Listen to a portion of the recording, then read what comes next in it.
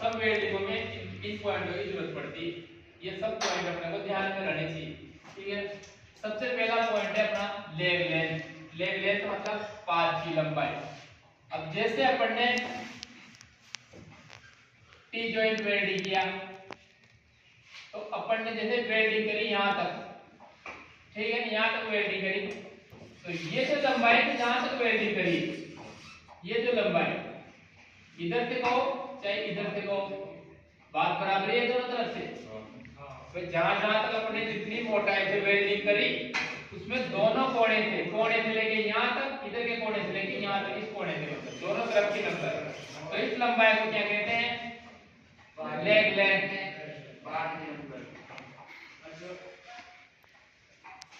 बोलना नहीं किसी को भी, ठीक है ना। लेग लेंथ समझ में आएगी। लेग लेंथ कभी भी बता सकते हो ना, चाहे आप वेल्डिंग को एक बार में पूरी करें, चाहे दूसरा रन लगा के पूरी करें, चाहे तीसरा रन अंतिम रन लगा के पूरी करें, जितनी भी मोटाई की बीड बनेगी उसके दोनों तरफ की जितनी चौड़ाई रहेगी उस चौड़ाई को क्या कहते हैं? Leg length. सभी जॉइंटों में मापी जाएगी, सभी जॉइंटों में। लेग जॉइंट बन गया अपना, जैसे ये लेग जॉइंट बन गया, ये लेग जॉइंट बन गया ना, तो इसमें भी अपन ने वेल्डिंग करी यहाँ तक, तो ये पूरी लेग लेंथ है, ठीक है। इधर तो ये और इधर ये लेग लेंथ है। बीड की जो दोनों तरफ से जितनी जोड़ा है वो लेग लेंथ। और दूसरा है वेल्ड फेस। अब वेल्ड फेस क्या होती है? जैसे अपन ने ये वेल्डिंग करी, अब वेल्डिंग तो होती है, कैसे होती है वेल्डिंग? बिल्कुल प्लेन होती है या गोलाई में होती है? प्लेन पोजीशन में करें तो प्लेन हो जाती है, और जैसे अपन ने दूसरी पोजीशन में कर दी तो थोड़ी गोलाई में आती है वेल्डिंग हमेशा।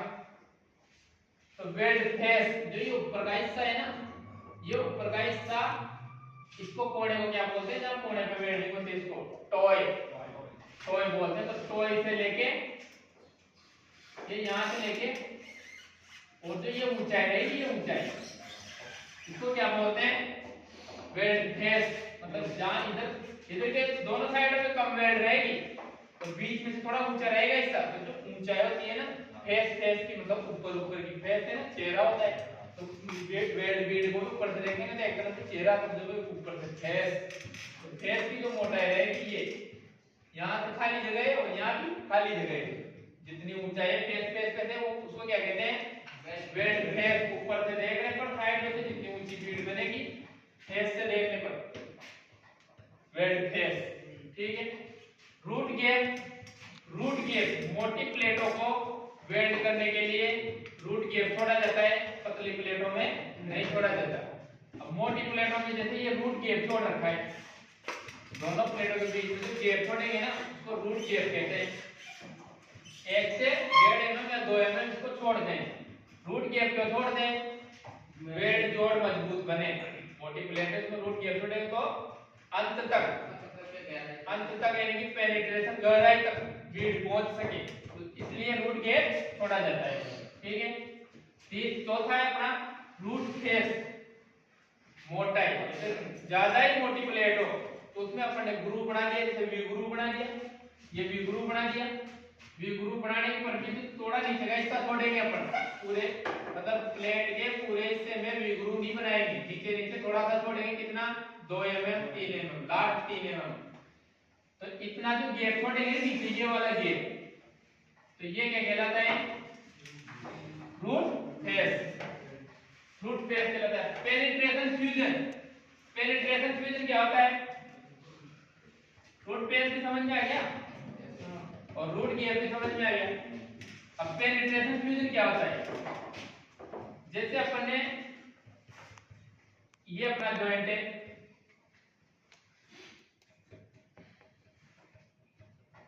ये अपना जॉइंट है,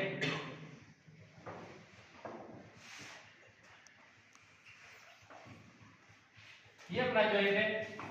पेनिट्रेशन फ्यूजन, इसमें अपन ने वेल्डिंग करी, तो जो वेल्डिंग करी है, ये वेल्डिंग यहीं रह गई तो पेनिट्रेशन फ्यूजन नहीं हुआ इसमें।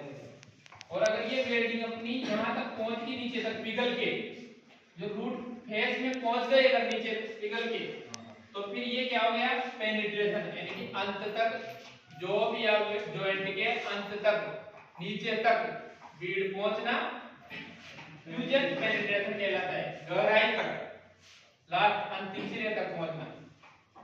तो समझ में आ गया फ्यूजन पेनिट्रेशन क्या होता है? जॉब के गहराई तक या लास्ट तक या अंतिम हिस्से तक बीड का पहुंचना पेनिट्रेशन फ्यूजन कहलाता है। छठवें नंबर पर पॉइंट है अपना heat affected zone. Heat affected zone क्या होता है? जैसे अपन ने इसमें वेल्डिंग करी जॉब में, वेल्डिंग करने के बाद में जॉब में वेल्डिंग करेंगे क्या यही से जो गर्म होएगा या हीट होएगा? उसके आसपास अपन टोंग से उठाते हैं, क्यों उठाते हैं? तो गर्म हो जाता है। अब जहां पर बहुत ही ज्यादा गर्म रहेगा, जैसे यहाँ वेल्डिंग करेंगे अपन, यहाँ तक वेल्डिंग करेंगे पूरी, तो जो यहाँ के हिस्से पे तो बहुत ज्यादा गर्म रहेगा नहीं, इतने हिस्से पे नहीं रहेगा ये। तो जो ये हिस्सा है ना जहाँ पे गरम गरम रहेगा ये, इसको कहते हैं heat affected zone. Heat affected zone ये होता है हीट अफेक्टेड जोन। तो समझ में आ गया हीट अफेक्टेड जोन क्या होता है। अगला पॉइंट है अपना वेल्ड फेस। ये अपन ने पढ़ लिया वेल्ड फेस, वेल्ड फेस पढ़ लिया अपन ने पहले, तो ये डबल बार हो गया अपना पॉइंट, इसको कर दो। क्या होता है वेल्ड फेस? टॉय से लेकर जो ऊपर के हिस्से की जितनी ऊंचाई पर वेल्डिंग बीड लगती है ना, वो ऊंचाई के हिस्से को वेल्ड फेस कहते हैं। अगला पॉइंट है अपना रेइंफोर्समेंट या प्रलंबन। अब रेइंफोर्समेंट क्या होता है? जो जॉब पर अपन वेल्डिंग करेंगे ना, जैसे जॉब है इसको अपन ने वेल्डिंग करी,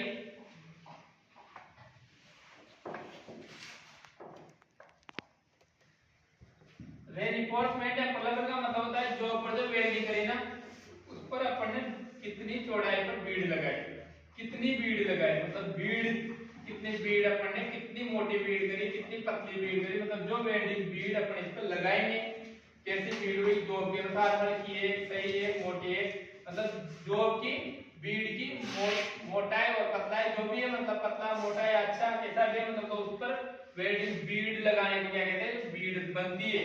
रेइंफोर्समेंट यानी कि पिघला हुआ मटेरियल जमाना, पिघला हुआ मटेरियल जमाना। रेइंफोर्समेंट का मतलब क्या होता है? पिघले हुए मटेरियल को जमाना। वो अपन कैसे जमाते हैं? हल्की लगाते हैं, मोटी लगाते हैं, वो अपने ऊपर है या जॉब के ऊपर है। अगला पॉइंट कौन सा है? रन। रन रन क्या होता है? रन जैसे रूट रन, दूसरा रन, तीसरा रन। तो जो अपन एक बार में वेल्ड करते हैं, कोई भी पतली शीट हुई या पतला जॉइंट हुआ, जैसे 3 mm की स्ट्रिप हुई, क्या 3 mm की स्ट्रिप पे अपन रूट रन लगाएंगे क्या? नहीं लगाएंगे ना, क्योंकि एक ही बार में वेल्ड हो जाएगा, तो पतली है। तो जैसे ये पतली स्ट्रिप है, इसको अपन ने बिल्कुल सटा के दो प्लेटें रखी। अब इसमें दिख रहा है क्या अपन ने? एक ही प्लेट दिख रही है, जैसे बिल्कुल बीच में गैप नहीं है ना बिल्कुल भी। तो इस पर अपन एक ही बार में वेल्ड कर देंगे, एक ही बार में वेल्ड कर देंगे, तो ये क्या हो जाएगा? रन। तो एक ही बार में किसी भी जॉब पर वेल्डिंग करना रन कहलाता है। ठीक है ना, जैसे कि पतला जॉब हो 2 mm 3 mm का वाला है, तो उस पर एक ही बार में वेल्डिंग कर देंगे अपन। तीसरा क्या है? Root penetration. रूट पेनिट्रेशन होता है फ्यूजन पेनिट्रेशन। जो अपन ने फ्यूजन पेनिट्रेशन पढ़ा, यही रूट पेनिट्रेशन होता है। रूट पेनिट्रेशन का मतलब जो पहली बीड लगाते हैं अपन, पहली बीड लगाते हैं किसी भी जॉब पर, पहले बात तो रूट पेनिट्रेशन किस पे लगेगा? मोटे जॉब पे लगेगा रूट पेनिट्रेशन। तो पतला होगा तो अपन एक ही बार में कर देंगे, उस पे तो रन लगा के। तो इस पर अपन ने जो गैप छोड़ा, अब इस गैप में वेल्डिंग करेंगे। जब इस गैप में अंत तक पहुंचना है, रूट पेनिट्रेशन कहलाता है। मोटी प्लेट के जॉब में अंत तक पहुंचना है, रूट पेनिट्रेशन कहलाता है। क्रेटर, क्रेटर क्या होता है? अपन ने जैसे वेल्डिंग करी इस जॉब पे, इस जॉब पे अपन ने वेल्डिंग करी, वेल्डिंग करने के बाद में इधर से वेल्डिंग करते करते आए अपन, और वेल्डिंग करने के बाद में यहाँ पर ऐसे ऐसा रह जाता है, मतलब गड्ढा गड्ढा था। लास्ट में अंतिम सिरा को प्लेन वेल्डिंग होता है कभी नहीं से, जैसा अपन वेल्डिंग करते हुए आए वैसा का वैसा हो जाता है। लास्ट में काम तो करते वहां पर अंतिम सिरा एक थोड़ा सा खड्डा टाइप दिखता है, गोल गोल सा। ऐसा हिस्सा दिखता है, मतलब गोल गोल सा ऐसा। इधर से वेल्डिंग करते करते है, फिर अपना एकदम से बीड जो आर्क बनती है वो आर्क एकदम से फड़फड़ाएगी लास्ट में, मतलब जब प्लेट ही खत्म हो जाएगी तो अपने को कम दिखता है। उसमें ध्यान से देखते हैं तो बढ़िया दिखता है। तो जैसे नए नए बार फर्स्ट बार वेल्डिंग करते हैं वो बहुत ज्यादा करेक्टर छोड़ता है। ये करेक्टर एक प्रकार का डिफेक्ट है और ये सभी के साथ होता है, चाहे थोड़ा हो चाहे कम ज्यादा हो। ये सभी के साथ आता है, नए नए सीखते हैं उनको, उनके पास बहुत ज्यादा था, प्लेट को काट ही देते हैं अंतिम सिरे से, क्योंकि उनको पता नहीं लगता है कि जल्दी से भाई बीड उठानी, इलेक्ट्रोड उठानी है नहीं उठानी।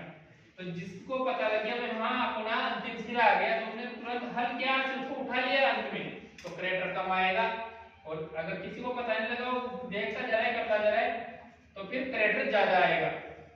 अचानक से पता नहीं लगेगा लास्ट में तो करेक्टर ज्यादा आएगा। जो मैं दिखाऊंगा मैं कैसे जब वेल्डिंग करेंगे जब ये होता है करेक्टर। हीट अफेक्टेड जोन पे अपन ने पढ़ ली। तो ये अपने इतनी चीजों का ध्यान में रखते हुए अपन जॉब को वेल्ड करते हैं। ठीक है, ओके।